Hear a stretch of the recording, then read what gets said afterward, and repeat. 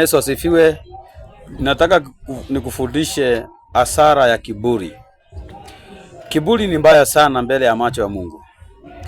Na sana sana kiburi huja wakati mtu amebarikiwa. Kama ulikuwa hauna kazi, umepata kazi, kiburi huinuka hapo. Kama ulikuwa hauna biashara, Mungu amekufungulia milango ya biashara, kiburi huinuka hapo. Wakati mtu hana kitu, huwa analia sana na anaomba sana, Mungu nipe. Baada ya kupata watu wengi, kiburi huinuka mahali pale.